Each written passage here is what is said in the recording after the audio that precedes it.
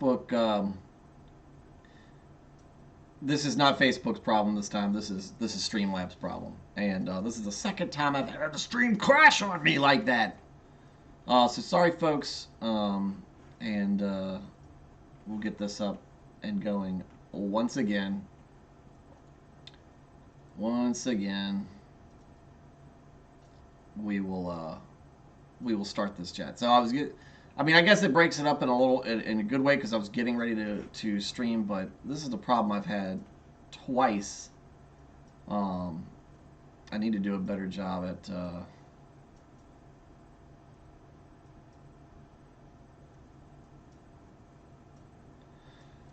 preparing for these streams, because this is the second time that I've had to mess with the source for the screen sharing, and the application's just died on me. If I do this beforehand and it crashes, I don't have to worry about it doing it in midstream. And men, you know what kind of problems happen when you start doing things midstream, right? Nothing's good when you do things when problems happen midstream. Let's see. Let's refresh this.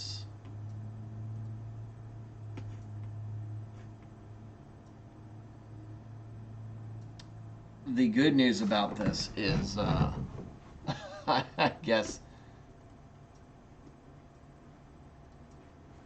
is that I'm getting to learn all the mistakes that I'm making. I think that when it comes to issues live streaming, I think what my major issues are right now are just work on more consistent speech, and taking out the ums and the ands and the so's and all the extra filler words that I put in there, and I catch myself doing it while I'm doing these streams. The other thing is making sure I'm sharing the screen when I'm supposed to, and taking the screen away when I'm really done sharing, so that you can focus more on me.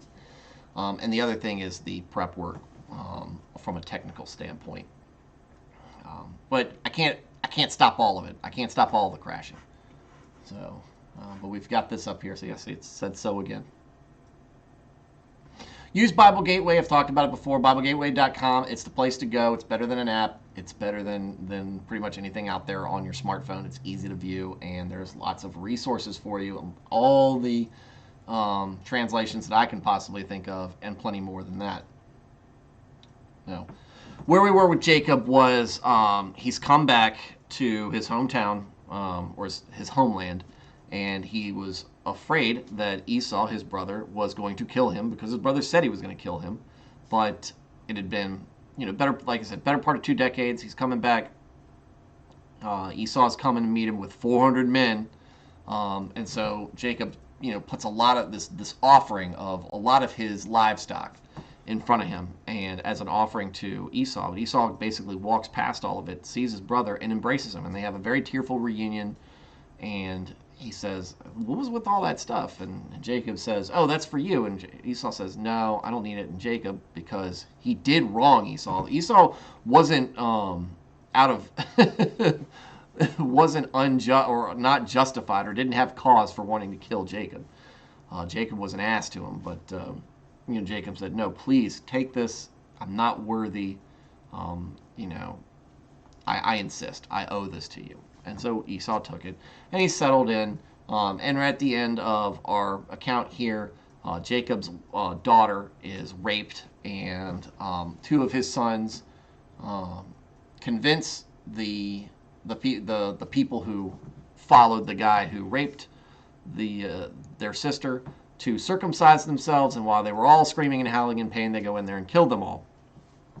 And at the end, Jacob's kind of like, "Well, now you've done this, and now we have a reputation, and now we're going to have difficulty with all the different tribes that live around us."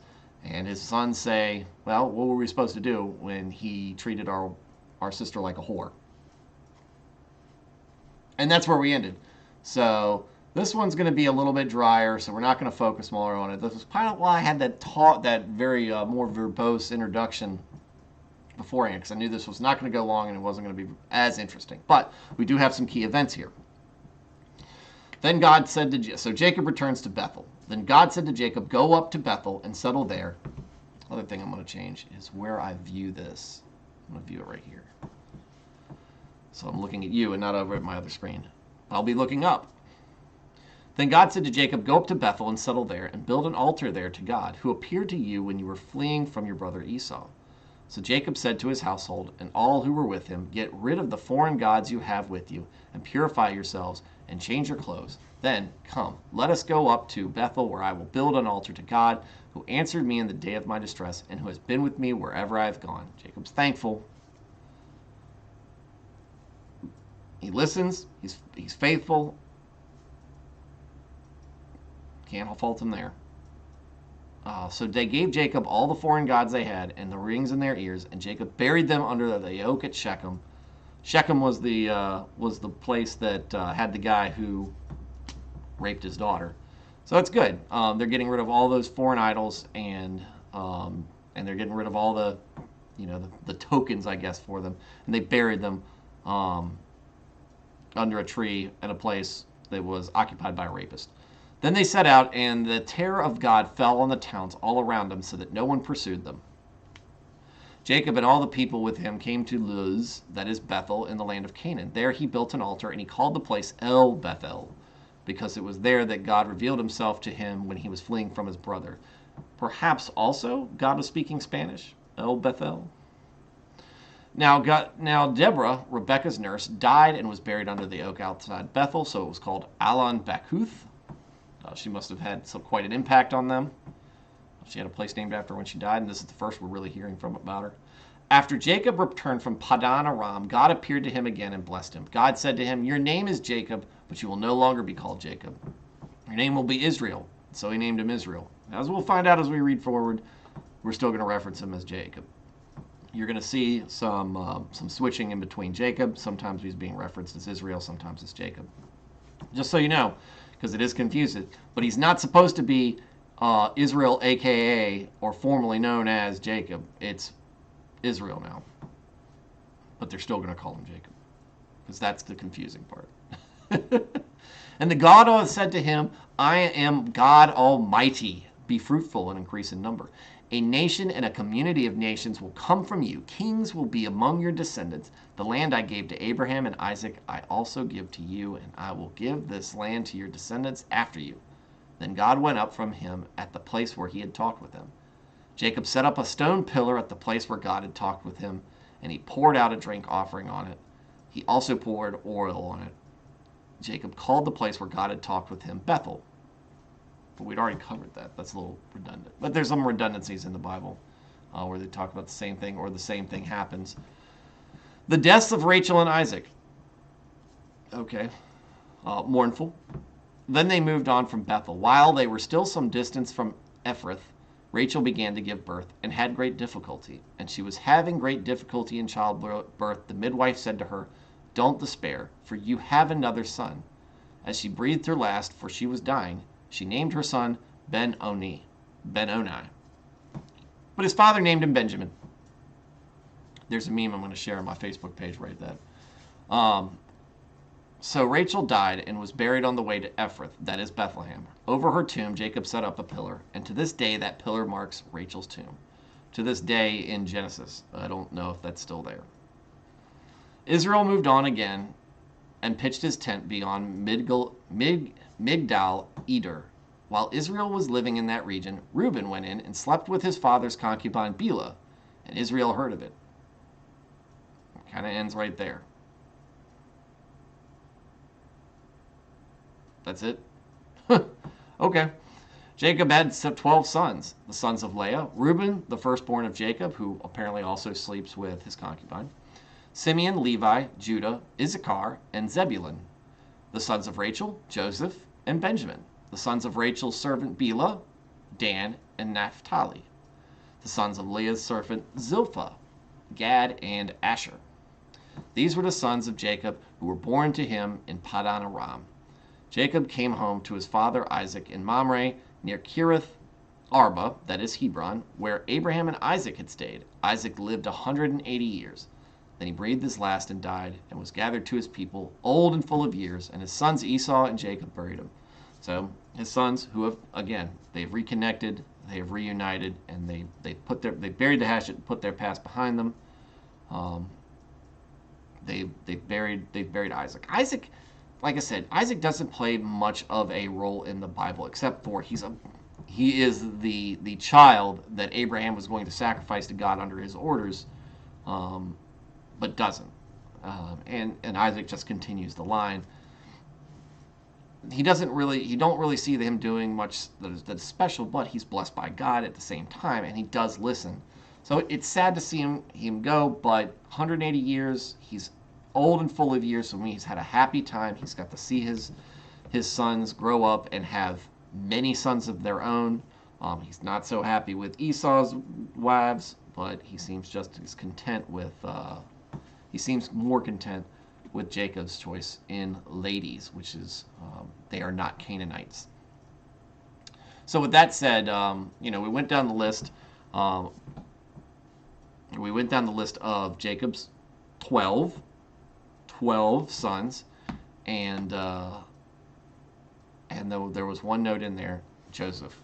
He's who we're gonna talk about Monday night. So but tonight we're talking about Esau's descendants, and we're gonna do this. We're gonna do this kind of how I do some of the other, the begats of the Bible. Esau. This is the account of the family line of Esau. That is Edom. Esau took his wives from the women of Canaan: Adah, the daughter of Elon the Hittite, and Oholibama, daughter of Anah, and granddaughter of Zibeon the Hivite.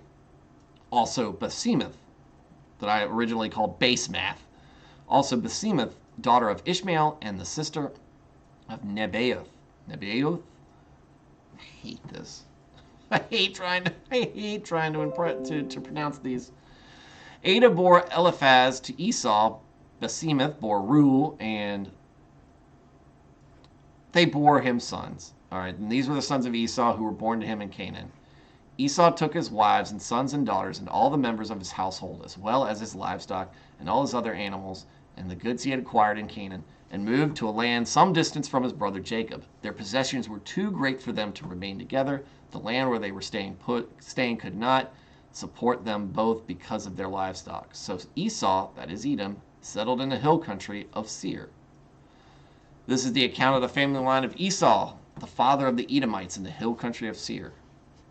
And these are the names of Esau's son, right here. The sons of Eliphaz, right here. Esau's son Eliphaz also had a concubine who bore him Amalek. These were the grandsons of Esau's wife, Adah. And they don't say that. I say who that is. The sons of Reuel were right here. The sons of Esau's wife, Oholibama, daughter of Anah and the granddaughter of Zibeon.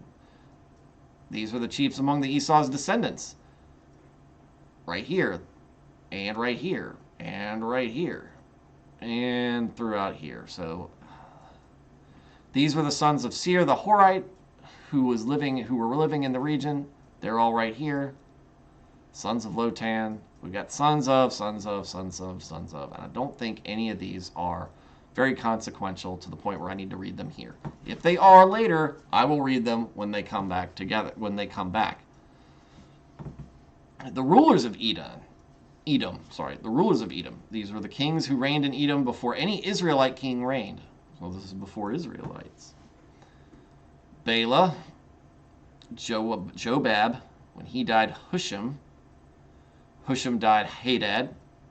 When Hadad died, Samlah, and it goes on so on and so forth. We're really moving to the part of the Bible where they're settled right now does not really mean all that much, because it's going to change. So this is the family line of Esau, the father of the Edomites. I was talking to a friend of mine about this, because we were talking about the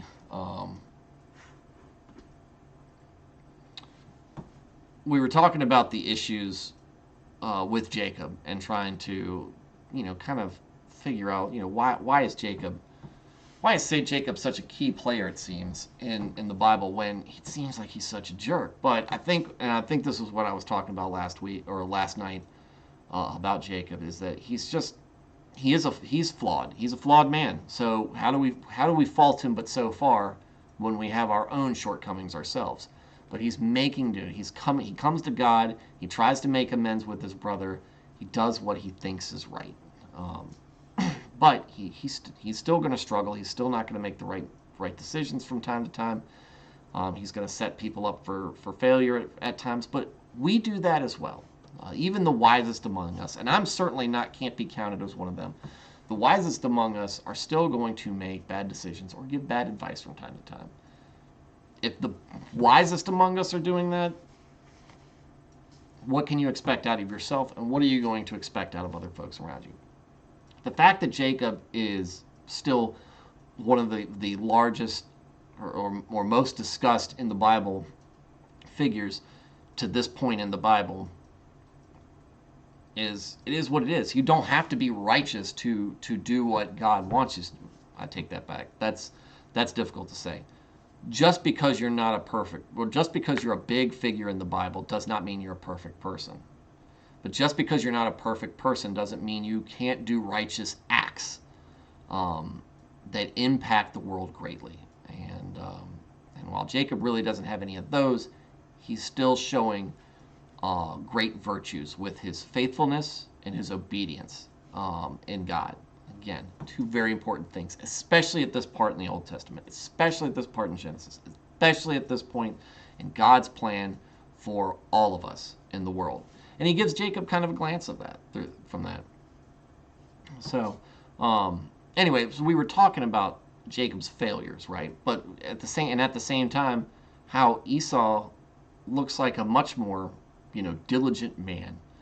They don't really talk about how much he believes in God, and maybe that's the difference. Maybe Jacob is the more faithful to God, and maybe that's what matters. But it doesn't really say that in the Bible, so I can't say that that's true or not. What I can say that Jacob does it wrong, and Esau doesn't get a whole lot of grief, and he's not ill-spoken of in the Bible. The one thing that they do mention is that he seems to give up his inheritance pretty cheaply because he was hungry that one time. I think that's a character flaw that you can infer. But the other thing was that he married Canaanite women, which didn't please Isaac or Rebekah. And it seems like, because from God, again, we're inferring this because this is what he's expected of us in the past, or of Abraham's tribe in the past. He needs to go back home and pick a wife from his people and not from the Canaanites. I don't get the impression that God is very fond of the Canaanites. And we can take the Canaanites; they go trace their line back to